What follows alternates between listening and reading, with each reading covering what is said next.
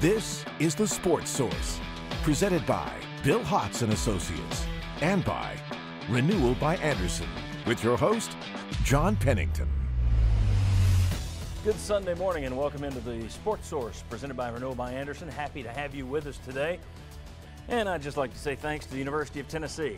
About this time every year, people ask me, well, you must really hate the summertime having to do a sports show. It's like, well, I only have 1 hour a week to do, so it's pretty easy, especially because I'm covering Tennessee. And there's always something going on, always a scandal, always a firing right around the corner. We'll talk about the Beverly Davenport situation. Who's to blame? What's the fallout going to be? We'll also have a lot on Tennessee football recruiting. We'll talk about Tennessee's strength of schedule with a new formula. Talk a little Jeremy Pruitt.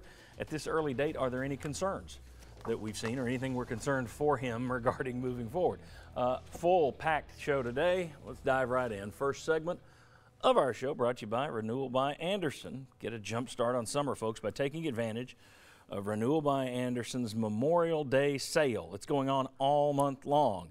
Buy one window and get another one 30% off, plus a free upgrade to Smart Sun Glass and 12 months, no money down, no interest, no payments for 12 months. I want you to do me a favor.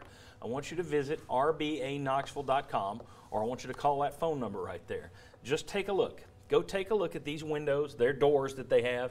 You will be blown away because they are the best in the United States of America. They are fantastic. Renewal by Andersen, right here in Knoxville, rbaknoxville.com. All right, want to welcome in the panel for today. We have right here Bob Hodge, Josh Ward, Mike Strange, Chuck Cavaleras. Thank you, gentlemen, for joining us.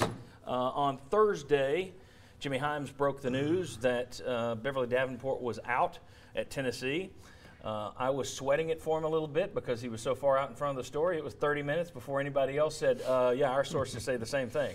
And I thought, you mean Jimmy's Twitter feed? But it caught everyone off guard, including Tennessee, because it took them more than an hour to get a press release out about the thing, which, how are you firing a chancellor and you don't have a press release ready? Because you're the University of Tennessee, and that's how you do things.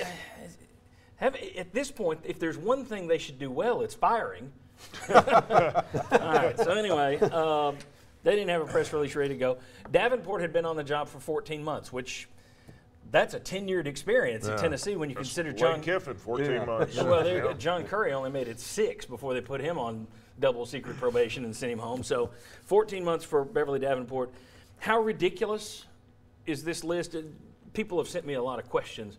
How many of this and how many times has this happened? Just check out these 3 graphics. Let's go to the first one. At Tennessee, here are the top brass folks since 2008. So the last decade, you've had 3 presidents. That includes interims, and you're going to have a 4th because DiPietro is retiring. You've now got a 5th chancellor, including Wayne Davis, who was just put in there, 4 athletic directors, 5 football coaches, 4 men's basketball coaches, partridge in a pear tree. It's blackjack, baby. You got 21 in the last 10 years, so more than 2 a year.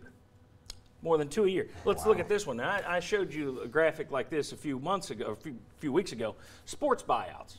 This doesn't even include presidents and chancellors. This is just athletic directors, men's basketball, and football coaches. Add it up, baby. $26.1 million Tennessee has paid out in buyouts since 2005. I'm not done yet. Let's take a look. Let's go back a little further. Let's compare Tennessee to its rivals. Alabama, Florida, Georgia, Kentucky. Similar universities here in the SEC. Let's look at their total leaders since the turn of the century. Presidents, well, Alabama's had 6 now, so that's different. Florida 3, Georgia 2, Kentucky 3, Tennessee 5. Athletic directors, 3 at Alabama, 2 at Florida, 3, 2, 5. Football coaches, 5 at Alabama, because I'm counting Mike Price, who never coached a game, but he was there. 5, 3, 5, 5. Okay, a lot of football coaches. Basketball coaches, 3, 2, 4, 3, 6. So you add it up, Alabama's at 17, Florida at 12, Georgia 12, Kentucky 13, Tennessee 21. I'm not counting interims at any of the schools in this. And also, we're not counting chancellors because it's just too hard to look up. Some of those other schools have it set up differently, or that would make Tennessee look worse if I had. But you just look at that, more turmoil than any of your rivals by far. You're paying out money through the nose. You've had 21 people in your top brass in 10 years. the list is long, but where do you start in terms of what the cost of all this instability is? Is it just, it's not just wins and losses. I mean, you got a hard dollar cost there, we've seen. Oh, and I think you could probably take your hard dollar cost and quadruple it? At least triple. Because it's cost you fans. It's cost you attendance. Selling popcorn at the ball games is the famous statement. So I mean, do donors want to continue to contribute if they wonder where's my money going? Is it going to that? Exactly. You know, that's even like with the Kentucky Derby in mind from yesterday. How do you justify this? How do you look your fans and your alumni in the face and say, oh, we may need a little bit more money to do business? Well, you seem to be, you know, made of money. You seem to be throwing money away over years and years and years. I mean, it just, think about a normal business. How would a normal business operate with this much turnover? Not just the athletic department. It's unreal.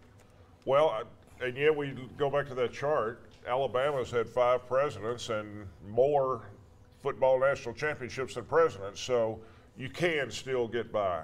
To me, the cost is that buyout, all those buyouts. But they've had more presidents, but I don't know how many chancellors they've had compared to Tennessee in terms of who's running their ship. I don't know the Alabama setup, to be honest, in terms of here at Tennessee, and we'll get into this. Right now, Tennessee's sports go through the chancellor. At Alabama, do they go straight to the president? Right. So Alabama has a lot of presidents, but overall, 17 changes compared to 21. You're still above them. But he says you can get by with it. I look at it and he said Alabama can get by with it. If you've got Nick Saban, you can get with by the with asterisk here. No, I don't think you can get by with it. I mean, I'm sorry, Alabama. I mean, there's exceptions to every rule. I mean, Tennessee, I don't want to say it's been a total dumpster fire with athletics, but I think it all started, when was the last stability you had? Well, you go back to Joe Johnson. Between 92 and 99, you had the same people in place. Yes. What's the glory years of Tennessee football of the last 50 years? 92 to 99. Then you started having your changes. And I mean, and you're dealing with, okay, this chancellor comes in. How important is football to this chancellor? It's a 7. Ooh, this one, it's a 4.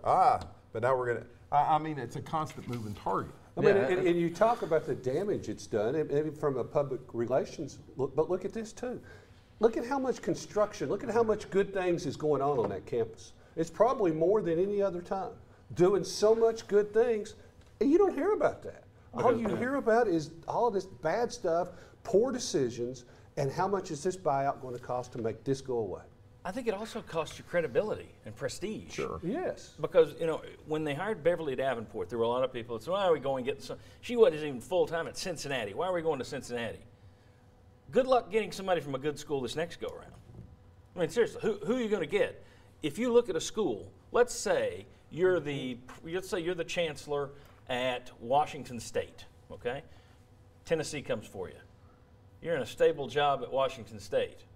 You can move to Tennessee, where they can look that up as clearly as I can, all those changes.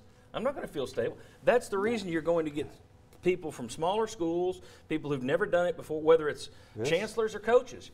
You know, people were complaining this last go-around. We're going after cast-offs, and everybody got happy at the end with Jeremy Pruitt, but the bottom line is you got somebody who's never been a coach before. That's where you have to shop, regardless of money. All these people, well, you throw money, it would work. Mike Gundy didn't come here. You offered him a ton of money. You've cost yourself credibility and prestige. So I think it makes it tough to hire people. If I wouldn't take a job at a television station if somebody tried to hire me to do a sports show, and they've had 10 hosts in the last 5 years of that sports show, I'd say, I'm happy where I am. Thanks for the invite, no.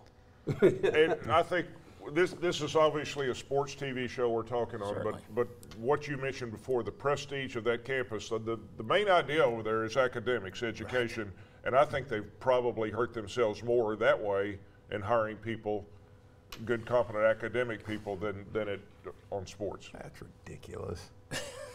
Education? Came here to play football. Why don't we go to class? Class is stupid, as Cardale Jones once said.